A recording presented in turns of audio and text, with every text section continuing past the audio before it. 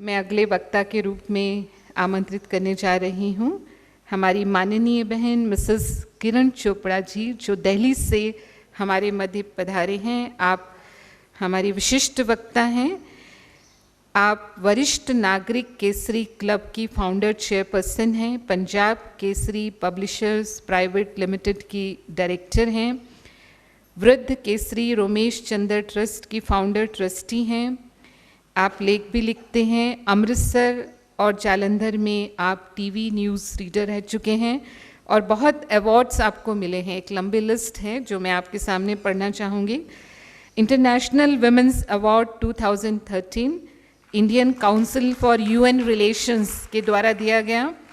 Rajiv Gandhi award for social activist of the year 12 Zee business awards के अंतर्गत दिया गया। Rajiv Gandhi award 2012 peace and social development the मोमिंग Congress and the Indian institute of human studies के द्वारा दिया गया। Senior women citizen 2010 award Shri Ram Murthy Sharma memorial senior citizen forum के द्वारा दिया गया। कृति कर्मयोगी सम्मान 2010 Kriti special school for spastic children उसके द्वारा दिया गया। मेरी Delhi award 2009 NNS media group के द्वारा। अली अवार्ड 2007 अली क्लब दिल्ली के द्वारा। Shyam Ratan 2006 senior citizens association Ghaziabad UP के द्वारा। मानव सेवा प्रेरणा award 2006 physically handicap welfare society के द्वारा दिया गया। सद्भावना अवार्ड शहीद भगत सिंह सोशल वेलफेयर के द्वारा। डॉक्टर एस राधाकृष्णन स्मृति मीडिया सम्मान national child and women development charitable trust के द्वारा दिया गया। हमारी मिसेस किरण चोपड़ा ऐसे विशिष्ट व्यक्तित्व की धनी हैं जिनके लिए मैं कहूँगी, आँखों में अगर प्यार है तो इंसान तुमसे दूर नहीं, पंखों में अगर उड़ान है तो आसमान तुमसे दूर नहीं, हौसले अगर बुलंद हैं तो फिर मंजिल तुमसे दूर नहीं। और आपने अपने अथक प्रयासों से हिम्मत से अपनी मंजिल को पाया है। और आपसे मैं निवेदन करती हूँ कि अपना उद्बोधन हमारे समक्ष रखें। आदरणीय दादी रतन मोहिनी जी, दीदी चक्रधारी जी, बहन सविता जी, रंजना जी, अंजू जी और हॉल में उपस्थित सभी मेरी बहनें, ब्रह्म कुमारी बहनें और मेरे साथ आई दिल्ली शहर से बहनें, आज मुझे बहुत ही अच्छा लग रहा है और अपने आप में मैं एक गर्व महसूस कर रही हूँ कि मैं एक ऐसे स्पिरिचुअल मंच पर मुझे आने का अवसर प्रदान किया गया है। अभी अभी जिन्होंने नितिन जी थे जिन्होंने भजन गाया, बहुत अच्छा था। पायल जी जिन्होंने नारी का अपना नृत्य करते हुए बहुत कुछ समझा दिया। उसके बाद दीदी राजयोगिनी चक्रधारी जी जिन्होंने इतना कुछ कह दिया है कि मुझे लगता है कि मेरे लिए कुछ शायद कम ही बचा है कहने के लिए कि आपने बहुत कुछ कह दिया और बहुत समझने वाली बातें कही हैं, प्रैक्टिकल बातें कही हैं। दीदी ने कहा कि हम सब लोग आज किस चीज़ को ढूंढ रहे हैं, किस बात को ढूंढ रहे हैं। अभी आपने दीदी का सुना ना, दीदी ने क्या कहा कि हम सब लोग सुख की शांति, सुख ढूंढ रहे हैं। आज साइंस इतनी तरक्की कर गई है कि हम मंगल ग्रह में भी जीवन का सुख ढूंढना शुरू कर रहे हैं, ढूंढ रहे हैं ना। और ज़रूरत क्या है, पर आज ज़रूरत है, जैसा कि दीदी ने कहा और मैं भी समझती हूँ और आप लोग भी समझते हैं कि ज़रूरत है जीवन में मंगल ढूंढने की। मंगल ग्रह में तो हम जीवन को ढूंढना शुरू कर दिया है और कर रहे हैं, पर अपने जीवन में मंगल में सुख शांति ढूंढने की ज़रूरत है। और इस सुख शांति को ढूंढने के लिए आपने देखा है कि अगर हमने साइंस पढ़नी हो, इतिहास पढ़ना हो, डॉक्टर बनना हो, वकील बनना हो, तो बहुत बड़े विश्वविद्यालय बने हुए हैं। इस सुख शांति को ढूंढना हो तो कोई विश्वविद्यालय है आपकी नज़र में? है कोई आपकी नज़र में? है आपकी नज़र में? यही है ईश्वरीय ब्रह्म कुमारी विश्वविद्यालय, जहाँ आध्यात्मिक ज्ञान मिलता है, आत्मा और परमात्मा का ज्ञान मिलता है। मैं सब जगह कहती हूँ और आज भी कहे बगैर नहीं रहूँगी कि मुझे बहुत सालों से यहाँ आने का हो रहा था। सब कहते थे कि वहाँ जाइए मत, वहाँ वश में कर लिया जाता है। और सच में कहूँ कि मैं वश में हो गई हूँ। क्यों हो गई हूँ वश में? क्यों हो गई हूँ वश में? क्योंकि इतने लर्नड लोग हैं, इतना ज्ञान है, इतनी अच्छी प्रैक्टिकल बातें हैं कि आप उसको अपने अंदर ले जाते हो, प्रैक्टिकली अपने आप को उस जगह देख रखते हो कि ये वास्तव में ज़िंदगी का सच है, ज़िंदगी की सच्चाई है, जो हमें कोई बार बार बताएगा तो शायद हमें जिस तरीके से बताएगा, जिस तरीके से अभी दीदी ने बताया, तो मुझे तो लगता है उनका बताया हुआ सारा मेरा यहाँ से ऐसे जा रहा था। आपके जा रहा था कि नहीं? जा रहा था ना? तो ये इससे बड़ा केंद्रीय विश्वविद्यालय, इससे बड़ा ब्रह्म कुमारियों का विश्वविद्यालय और सुख पाने का विश्वविद्यालय मुझे तो कोई और नज़र ही नहीं आता। आज जो विषय चुना गया है, जो कहा गया है कि role of women in present time, और नारी का प्रवेश इस वर्तमान समय में प्रवेश, वर्तमान समय में रोल, हाँ, नारी की भूमिका। तो नारी की भूमिका, पहले तो हम समझे कि नारी क्या है। नारी क्या है? क्या है नारी? बहन के रूप में, माँ के रूप में, बेटी के रूप में, पत्नी के रूप में। क्या है नारी में? क्या गुण है ऐसे जो नारी हर रोल में फिट हो जाती है? क्या है ऐसे गुण नारी में? क्या है? पेशेंस और प्यार, त्याग, टॉलरेंस की पावर, इतना कुछ है नारी को दिया भगवान ने। पुरुषों को शायद कम दिया है, बोलते ही नहीं है। पुरुषों को ये चीज़ नहीं दी है। ये नारी को जो ईश्वर ने देन दी है, जो नारी है माँ के रूप में, बहन के रूप में, बेटी के रूप में, प्यार, त्याग, पेशेंस, टॉलरेंस और आपस में मिलने की, ये जो नारी में शक्ति है, क्या दिया? बिल्कुल बिल्कुल ठीक कह रही हैं। हाँ जी,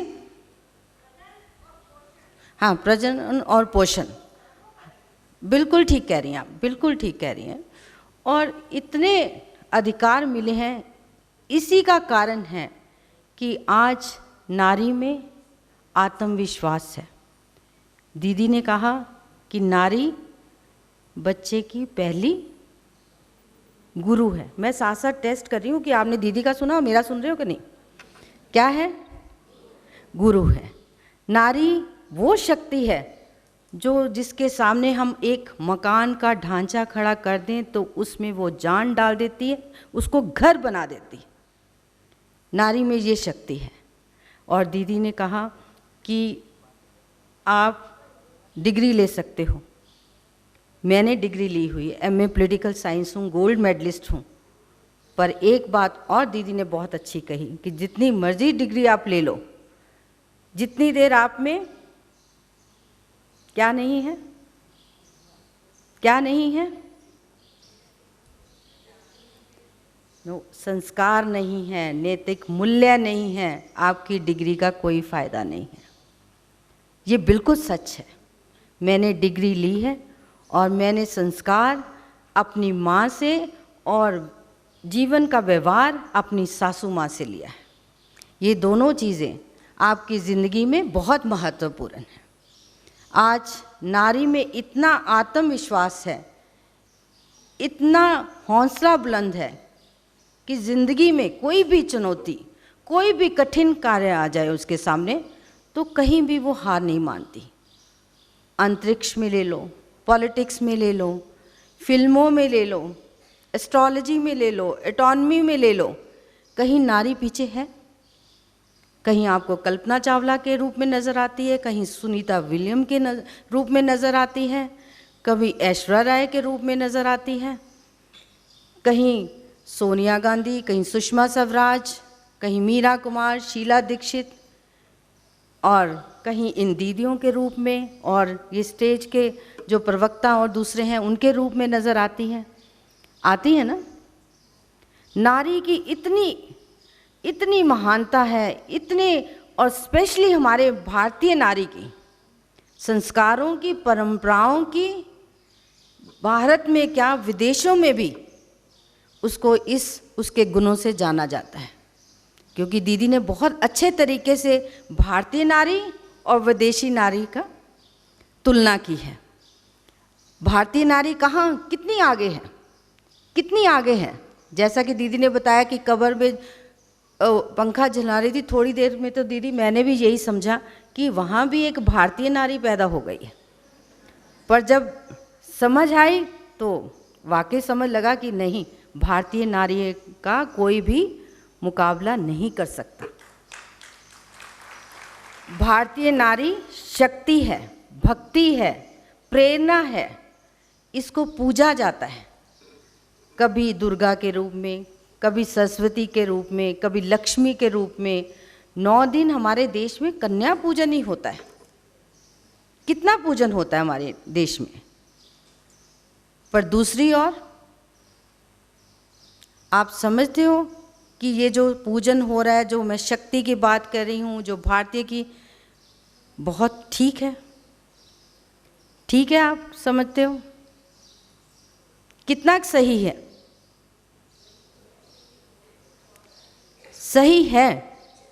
सही है, पर कुछ थोड़ी सी नारियों के साथ जो यहाँ बैठी हैं, या आप में से कुछ, या मेरे जैसी नारी जिसके पीछे बहुत शक्तिशाली परिवार खड़ा है, शहीद होने वाला परिवार खड़ा है, देश के लिए बलिदान करने वाला परिवार खड़ा है, वो नारियाँ जो टॉप कर गई, एजुकेशन में टॉप कर गई, या किसी फील्ड में टॉप कर गई।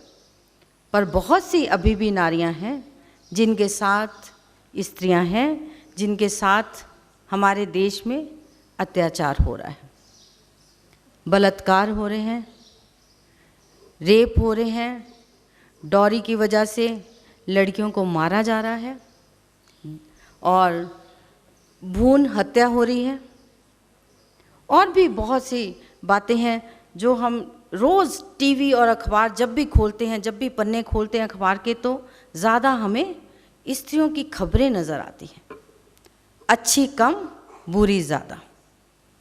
तो हम इस मंच पर, इस जो स्पिरिचुअल मंच है, यहाँ पर मैं ये कहना चाहूँगी कि नारी शक्ति तो है, पर अभी नारी का पूरी तरह से सशक्तिकरण नहीं हुआ है।